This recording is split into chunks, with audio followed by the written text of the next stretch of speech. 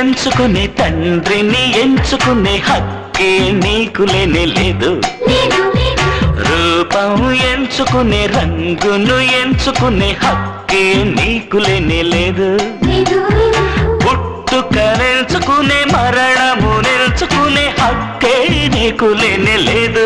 లేదు పరిశోధించి చూస్తే నీ జీవితం ఒకటే నీ చేతుల్లో ఉంది లేరా సాధించేరా.